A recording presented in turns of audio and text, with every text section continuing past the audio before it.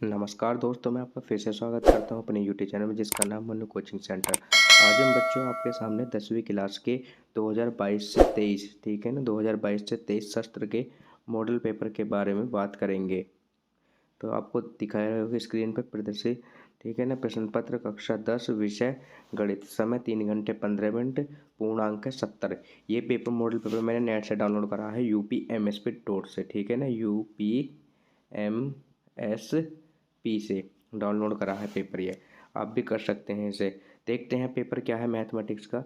निर्देश दे रखे हैं, प्रारंभ में 15 मिनट विद्यार्थियों को प्रश्न पत्र पढ़ने के लिए निर्धारित हैं। सामान्य निर्देश, ठीक है ना, सामान्य निर्देश के बारे में देखते हैं क्या क्या चीज़ दे रखी है।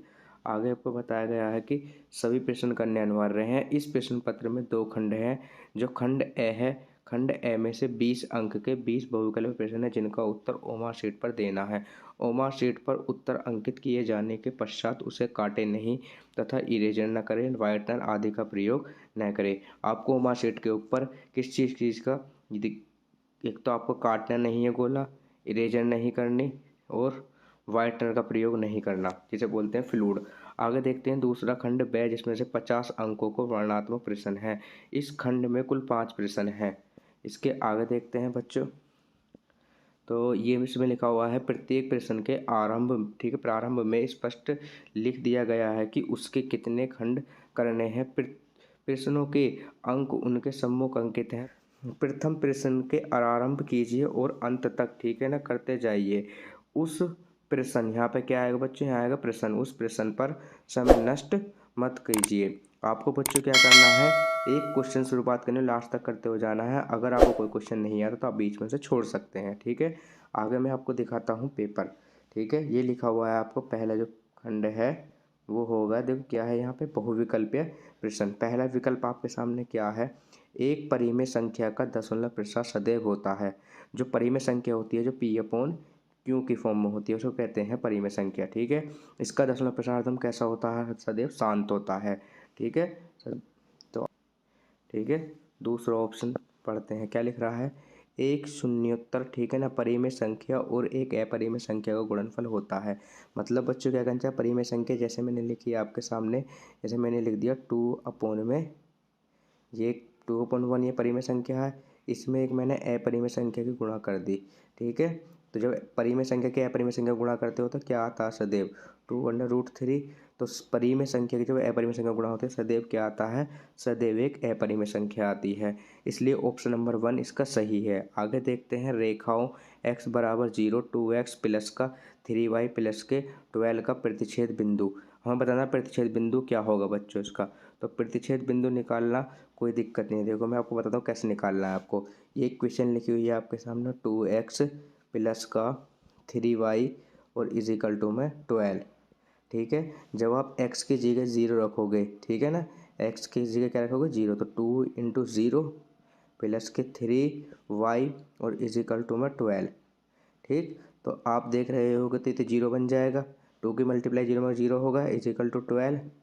तो इसे 3 से आप इसे डिवाइड कर दो, क्योंकि मल्टीप्लाई में क्या पहुँच जाएगा, डिवाइड में पहुँच जाएगा। तो 3 से भाग कर कितना आ जाएगा, ये 4। तो हमने क्या देखा, बिंदु क्या बन के आए हैं, x का मान क्या था यहाँ पर 0 था, ठीक है। और ये x का मान क्या है 0 और y का मान क्या निकल के आया है 4। तो बिंदु बन गया हमारा 0,4। सेकेंड ऑप्शन ठीक है इसका, बिल्कुल ठीक है। आगे देखते हैं बच्चों, ये देखिए आगे क्वेश्चन लिख रहा है, वह बड़ी से बड़ी संख्या जिससे 70 और 125 को विभाजित करने पर शेषफल क्रमशः 5 और 8 प्राप्त होता है। 70 और 125 को विभाजित करने पर बड़ी से बड़ी संख्या का मतलब बच्चों क्या हुआ, HCF, ठीक है। तो हमें HCF निकालना है, तो हम क्या करेंगे बच्चों, यहाँ पे HCF निकालने के लिए देखो जो शेषफल बच रहा है उस संख्या में से घटा देंगे। क्यों, क्योंकि ये संख्या घटाने के बाद ही पूरी पूरी विभाजित हो जाएगी। जब मैं 70 में से 5 घटाऊंगा तो ये बचेंगे आपके 65, ठीक है। और जब मैं 125 में से कितना घटाऊंगा, 8 घटाऊंगा, तो ये बचेगा आपका 117। अब हम इनका HCF निकाल सकते हैं, ठीक है। HCF निकाल के दिखाता हूँ, देखो मैं 65, तो इसका HCF जो आप इसे 3 से उससे काटोगे, 3 से, 3 से नहीं 5 से काटो इसे। किससे काटेंगे, 5 से। 5 1 जा 5, 5 3 जा 15, फिर इसे 13 से काटना पड़ेगा क्योंकि प्राइम नंबर आ चुका है, को प्राइम नंबर, तो कितना आ जाएगा यहाँ पे आपका 13 वन जा 13। अब इसके बाद देखते हैं किसका, 117 का, तो आप इसे 3 से काट दोगे तो 3 3 जा 9, 3 9 जा 27, फिर आप इसे 3 से काट दोगे, 3 1 जा 3 और 3 3 जा 9, और फिर इसे 13 से ही काट देंगे। ठीक है, 13 13। आप इसमें देख रहे हो कि इसका एचसीएफ क्या आ रहा है 13, क्योंकि दोनों में कॉमन क्या मिल रहा है 13, तो इसलिए ऑप्शन क्या हुआ इसका 13 सही हुआ। आगे चलते हैं, ऑप्शन फर्स्ट ठीक है। आगे देखते हैं, ऑप्शन देखते हैं, समीकरण दे रखा है 2x प्लस का ay is equal to 1, 3x minus का 5y इजिकल टू 7 का कोई हल नहीं होगा यदि a का मान होगा। तो हम निकालते हैं इसमें a का मान क्या हो जिस पर कोई हल नहीं होगा। तो कोई हल की कंडीशन क्या होती है, a1 अपॉन a2, ठीक, is equal to b1 upon b2 और is equal to c1 upon c2। ठीक है, यहाँ डज नोट आएगा, इस पर क्या आएगा डज नोट। तो अब इसमें हम क्या करते हैं बच्चों, आपके सामने देखो ये a1 का मान है, b1 का, और ये c1 का, ये a2 का है, b2 का है, c2 का। अब वैल्यू पुट करते हैं यहाँ पे देखो, तो यहाँ आ जाएगा आपके सामने 2/3। ठीक है, रख दिया a1 upon a2 is equal to b1 का मान क्या a, और इसका मान क्या है b2 का माइनस का 5 इज इक्वल टू, जब आप बच्चों से 1 को इधर लेगा तो माइनस का 1 होएगा, तो यहाँ क्या लिख लोगे आप इसका 1 अपॉन में कितना आ जाएगा यहाँ पर माइनस का 7। ठीक है, तो ये हमने क्या करा, इसके आगे देखते हैं।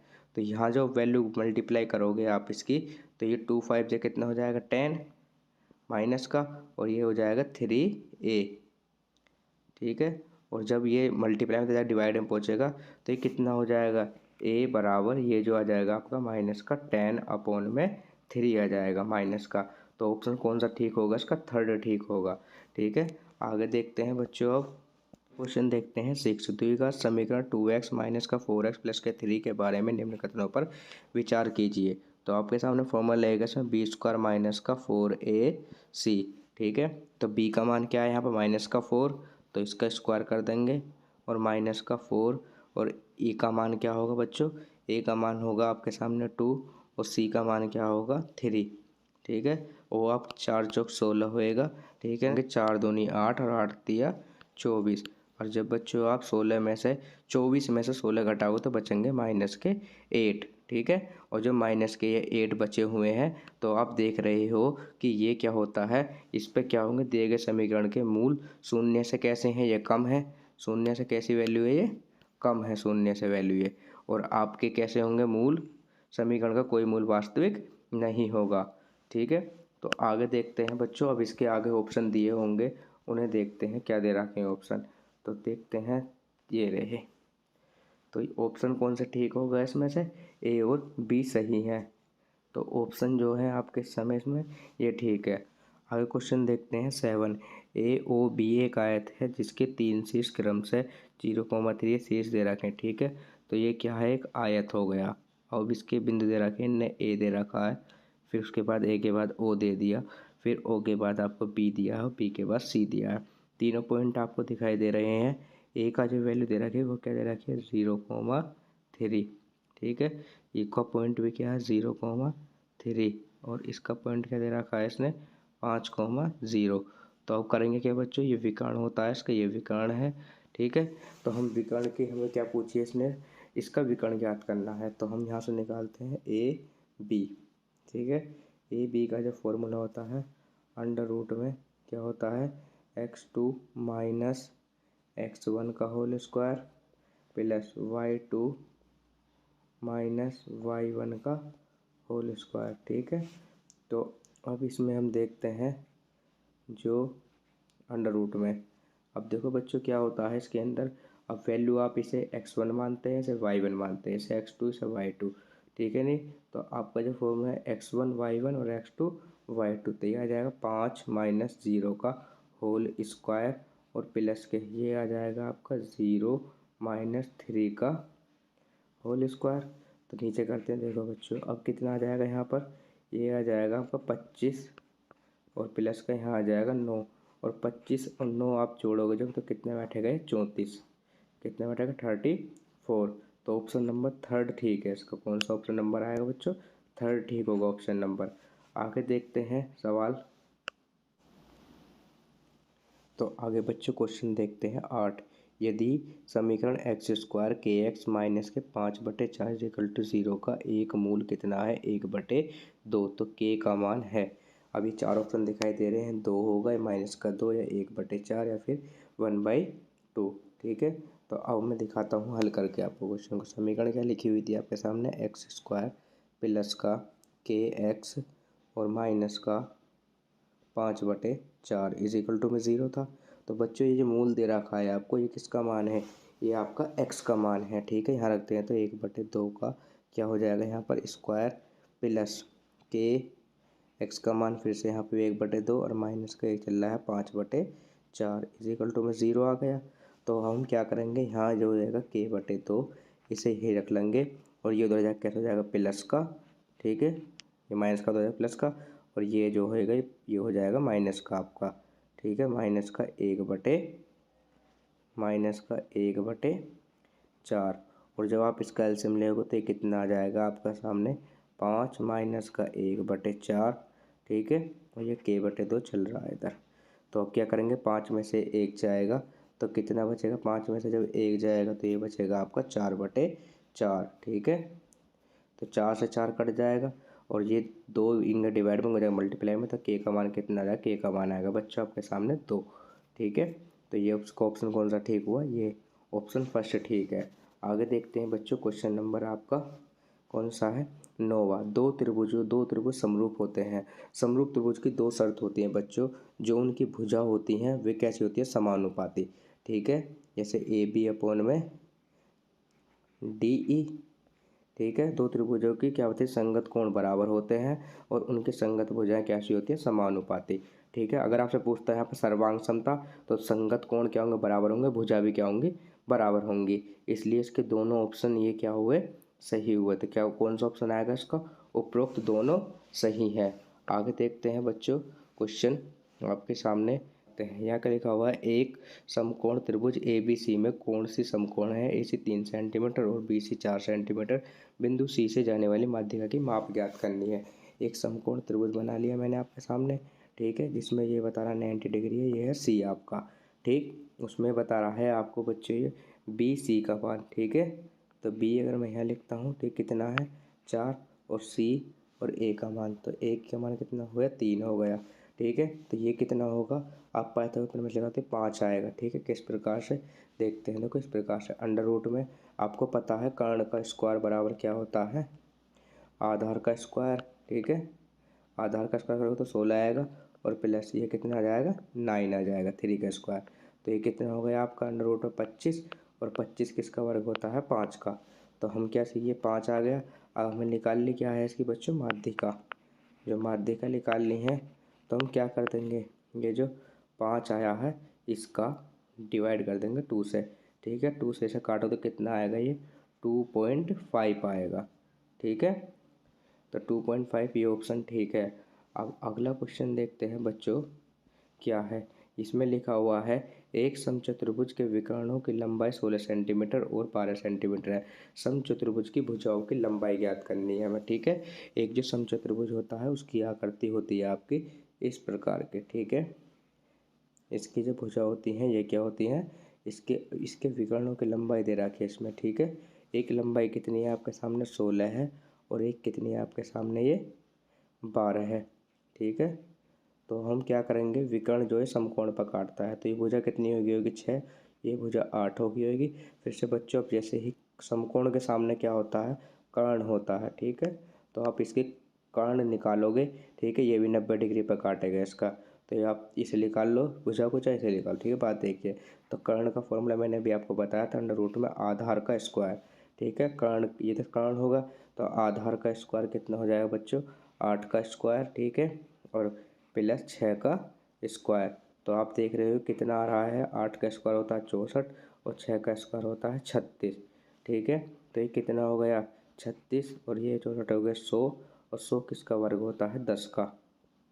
ठीक है, ये 10 का वर्ग होता है 100 आपके सामने। तो इसका जो ऑप्शन होगा बच्चों हमारा ऑप्शन नंबर सेकंड ठीक है।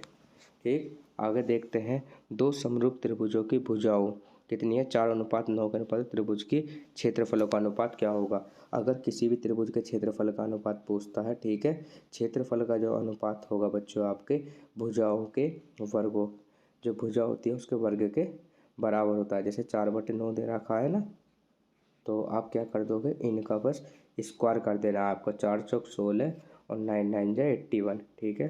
तो आंसर कितना आ जाएगा इसका 16:81। तो दोस्तों आपको ऑप्शन नंबर ये ठीक होएगा, ठीक है।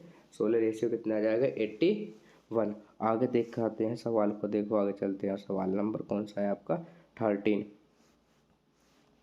तो 13 क्वेश्चन आपको दिख रहा होगा। क्वेश्चन क्या लिखा हुआ बच्चों आपके सामने, यदि 4 tan थीटा बराबर 3 दे रखा है तो इसका मान ज्ञात करना है। इसका 4 हमें वैल्यू ज्ञात करनी है 4 sin theta minus cos theta बटे 4 sin थीटा प्लस के कोस थीटा, ठीक है। तो यहाँ दे रखा है हमारे सामने 4 tan थीटा बराबर 3 दे दिया हमें, ठीक है।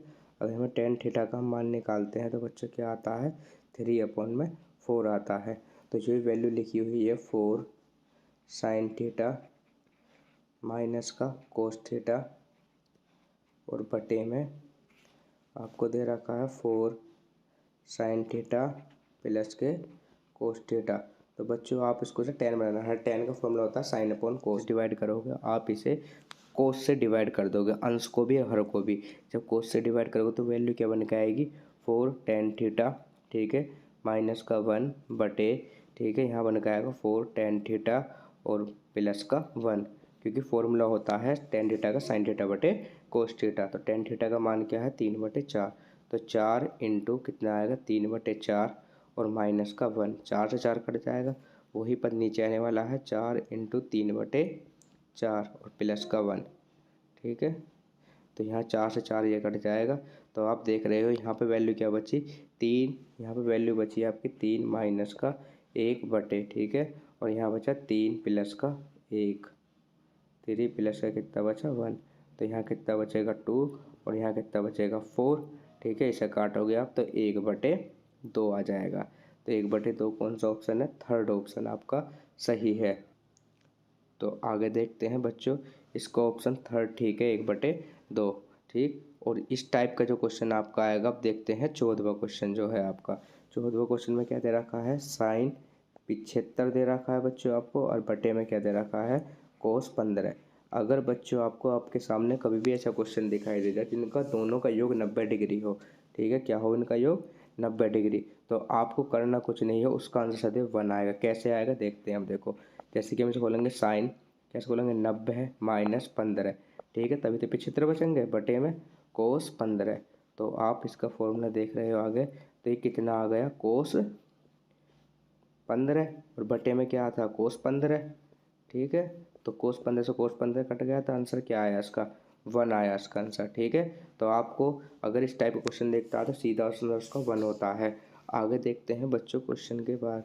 अगला क्वेश्चन क्या है आपके साथ, यदि दो वृत्तों के परिमाप, ठीक है ना, वृत्त यू कह रहा है यदि वृत्त का परिमाप क्या करा वर्ग के परिमाप के बराबर है तो उनके क्षेत्रफलों का अनुपात ज्ञात करना है, ठीक है। वृत्त का जो परिमाप होता है वो क्या होता है बच्चों 2πr होता है, ठीक है।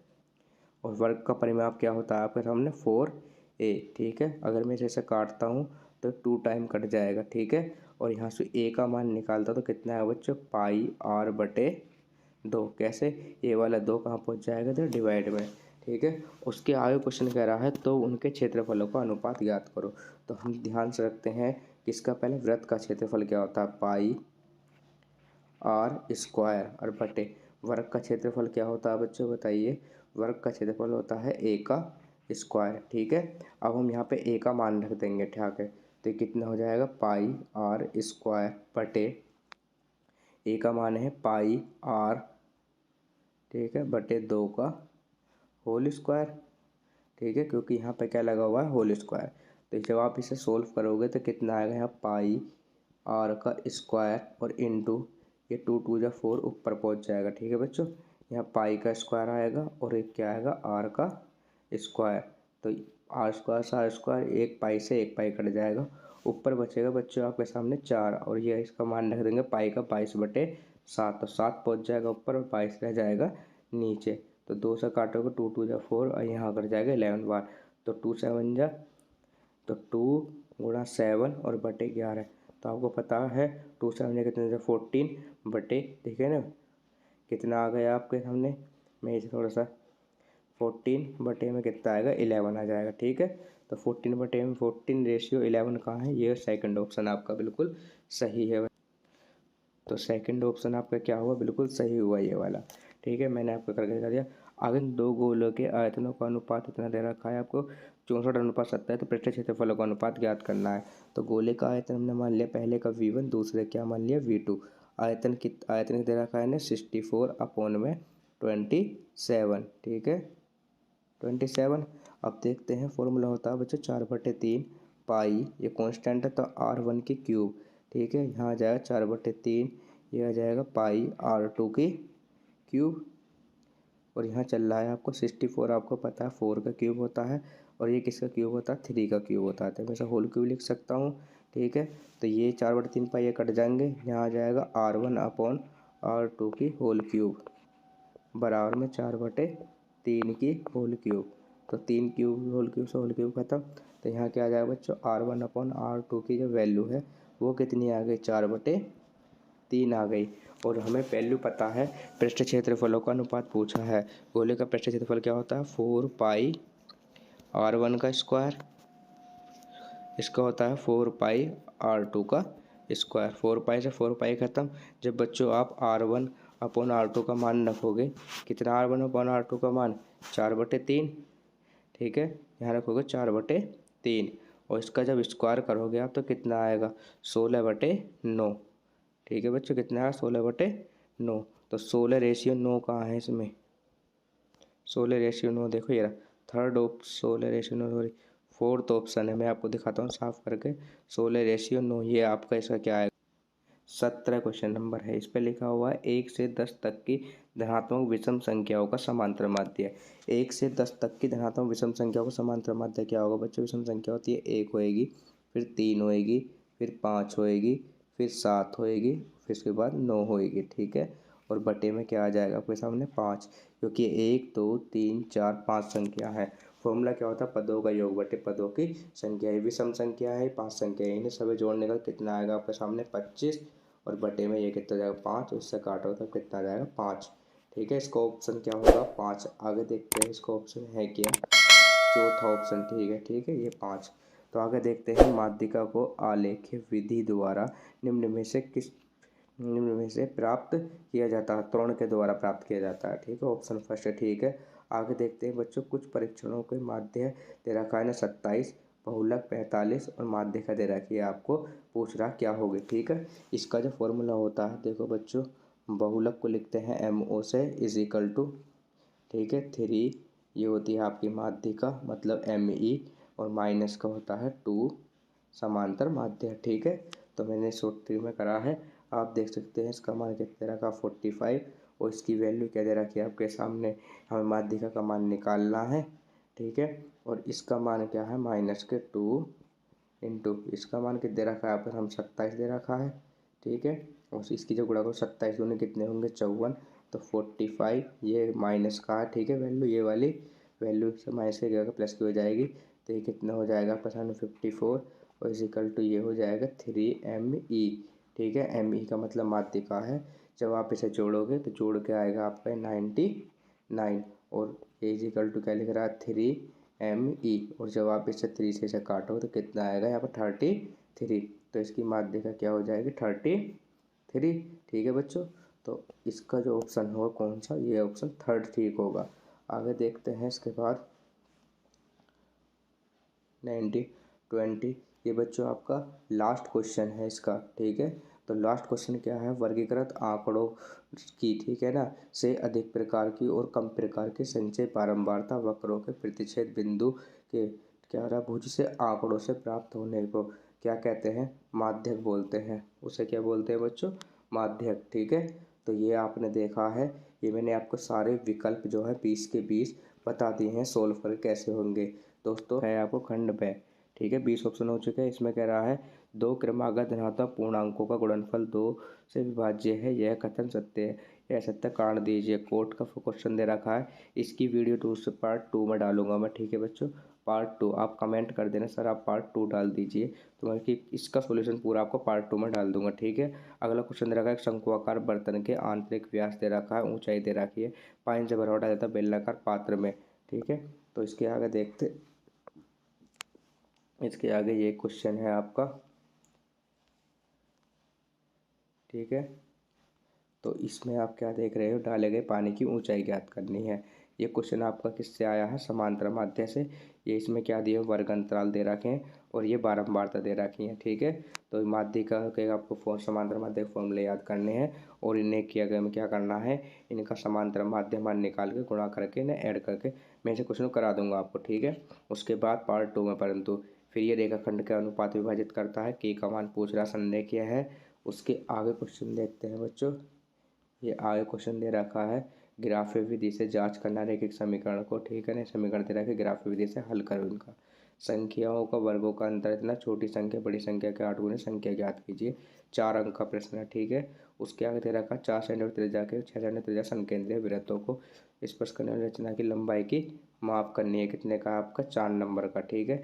ये आपका रचनाएं वाले चैप्टर से है, तो इसे भी मैं आपको करा दूंगा, ठीक है। आगे देखते हैं बच्चों, ये इसके आगे क्वेश्चन दे रखे हैं, दो खंभों की जिनकी ऊंचाई 6 मीटर 11 मीटर तथा समतल भूमि पर खड़े हुए हैं बिंदुओं की दूरी 12 मीटर है, तो इसकी ऊपरी दूरी, ऊपरी सिरे की दूरी ज्ञात कीजिए। ये भी 4 नंबर क्वेश्चन है। फिर क्वेश्चन आपका बच्चों आ चुका है, ये किससे, ठीक है। इसमें जो आपको ज्ञात करना है, क्या करनी है, माध्यक ज्ञात करना, मतलब माध्यिका ज्ञात करनी है। 4 नंबर का प्रश्न बच्चों आपके सामने ये आ गया एक, ठीक है। 4 और 2 का ये आ गया, 4 और 2 6 नंबर। आगे देखते हैं बच्चों, 6 नंबर का आपने प्रश्न देख लिए हैं, तो चलते हैं।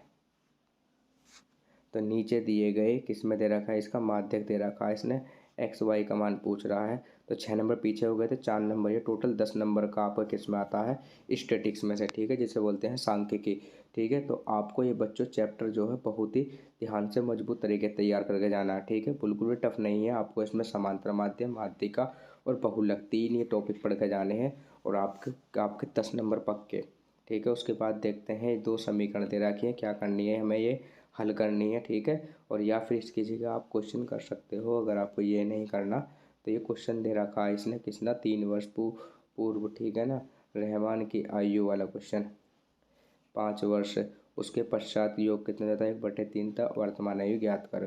बहुमंजिला वाला क्वेश्चन है ये आपका चैप्टर से दे रखा, ठीक है, बहुमंजिला वाले। और उसके बाद भूमि के, ठीक है, इससे क्वेश्चन 100% एक क्वेश्चन आता है 6 नंबर का, ठीक है। ये जो क्वेश्चन है आपका बच्चों किससे है, हाइट एंड डिस्टेंस, जिसका नाम बदले, ठीक है, जिसे त्रिकोणमिति का अनुपयोग कर दिया गया है अब। उसके बाद आगे तुम्हें क्वेश्चन जो दे रखा है बच्चों, ये क्वेश्चन दे रखा है आपके सामने, एक बर्तन को, ठीक है ना, एक बर्तन एक उल्टे शंकु की ऊंचाई तथा उसमें 8 सेंटीमीटर है, उसके ऊपर से खुला हुआ है और उसका शीशे से कुछ भाग रहा, ठीक है। तो ये आपको जो है आगे देखते हैं नेक्स्ट, ये आपके सामने लास्ट है, ठीक है बच्चों, पेपर का।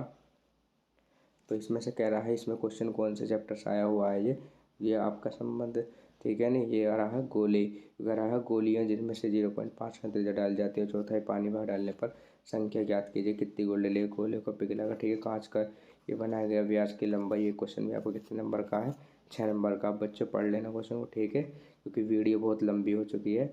तो दोस्तों यदि आपको मेरी वीडियो अच्छी लगी हो और मैं इस नेक्स्ट पार्ट 2 में इन क्वेश्चनों का सलूशन डालूंगा आपके सामने, ठीक है। यदि आपको मेरी वीडियो अच्छी लग रही हो तो वीडियो को लाइक करें और चैनल को सब्सक्राइब करें और अधिक से अधिक अपने दोस्तों को इस वीडियो को शेयर करें, क्योंकि बच्चों अगर आप भी इस वीडियो को शेयर करोगे तो आपके दोस्त भी पढ़ पाएंगे अच्छी तरीके से। मिलता हूँ नेक्स्ट वीडियो में। Thank you, take care, bye bye.